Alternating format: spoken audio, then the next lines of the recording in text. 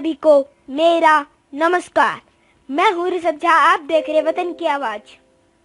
बच्चों, मैं आपको एक और कहानी सुनाने जा रहा हूँ जिसका नाम है रंगा सियार।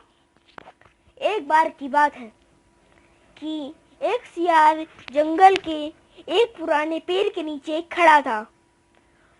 पूरा पेड़ हवा के तेज झोंके से गिर पड़ा। सियार उसकी चपेट में आ गया और बुरी तरह घायल हो गया। वह किसी तरह घिसटता घिसटता अपनी मान तक पहुंचा।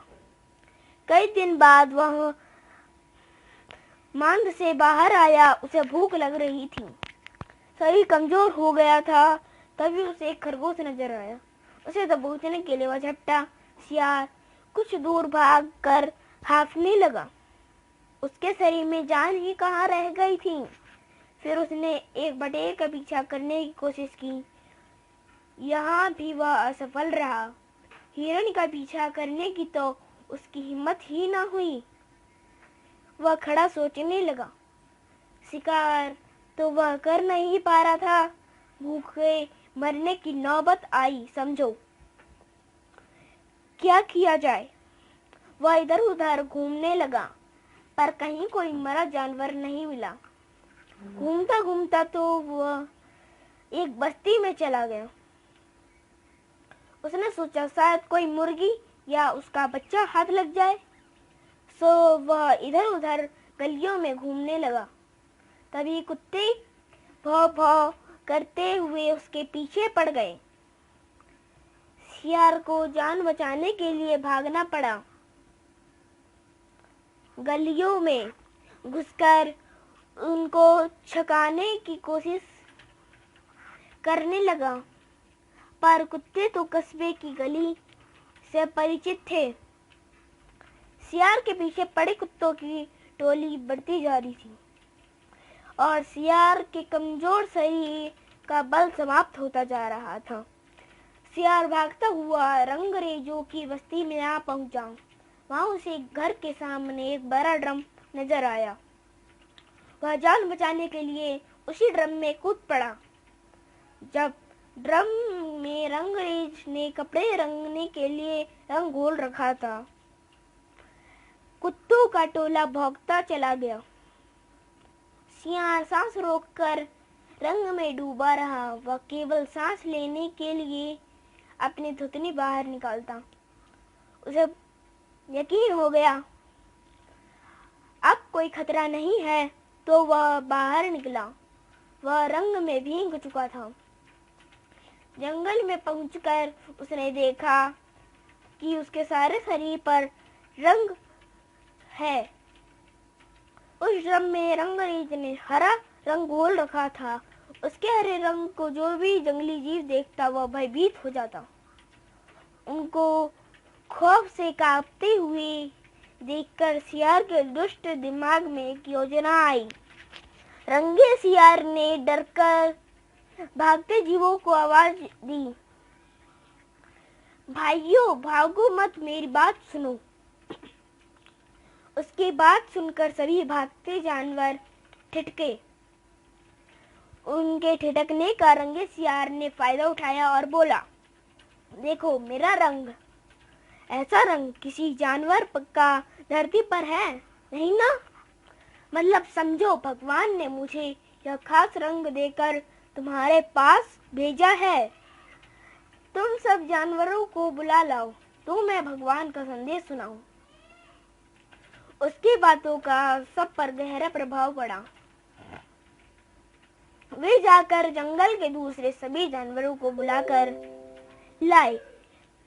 जब सब आ गए तो रंगा सियार एक ऊंचे पत्थर पर चढ़कर बोला, वन्य प्राणियों, प्रजापति ब्रह्मा ने मुझे खुद अपने हाथों से इस अलौकिक रंग का प्राणी बनाकर कहा है कि संसार में जानवरों का कोई शासक नहीं।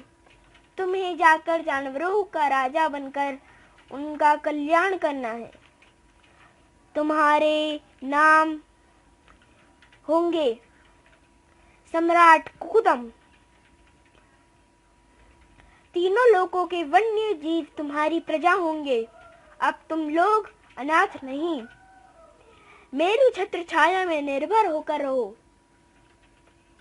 सभी जानवर वैसे ही सियार के अजीब रंग से चकराए हुए थे। उसकी बातों ने तो जादू का काम कर दिया।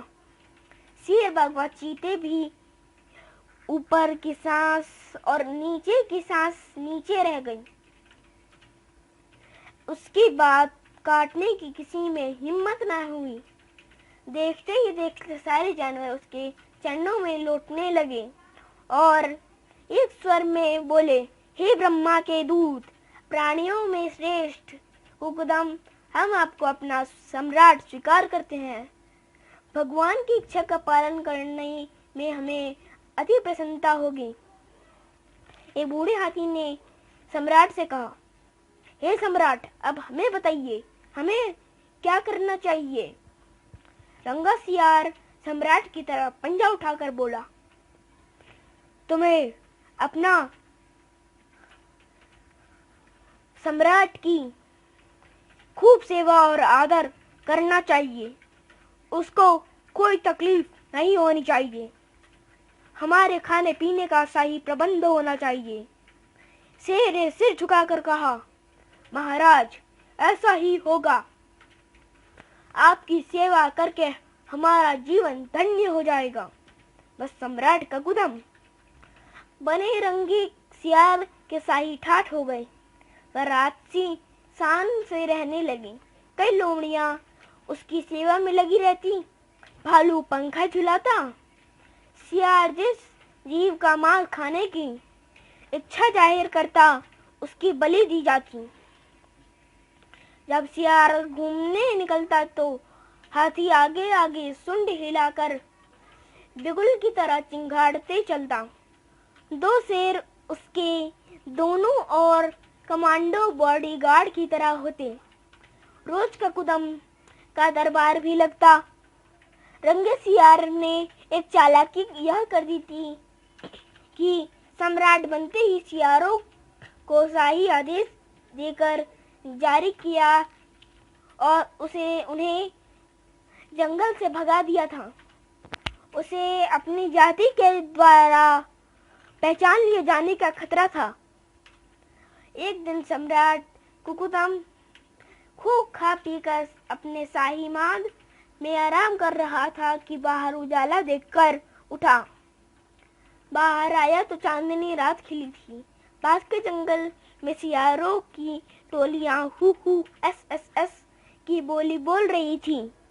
उस आवाज को सुनते ही कुकुदम अपना आपा खो बैठा। उसके अंदर का जनजन्मात स्वभाव ने जोर मारा और वह भी मुंह चांद की ओर करता हुआ सियारों के स्वर में मिलाकर हु हु करने लगा। शेर और बाघ उसे हु हु करते देख लिया। वे चौंके। वह बाघ बोला, अरे यह तो सियार है, हमें धोखा देकर सम्राट बना रहा, मारो नीच को। शेर और बाघ उसकी और लपके। देखते ही देखते उसका तिया पांचा कर डाला। सीख, नकलीपन की पोल देर या सबेर जरूर खुलती है। अगर आपको हमारा वीडियो पसंद आया हो तो लाइक एंड सब्सक्राइब जरूर करें और बेल आइकन दबाना ना भूलें। अगले वीडियो के साथ फिर मिलूंगा, तब तक के लिए धन्यवाद।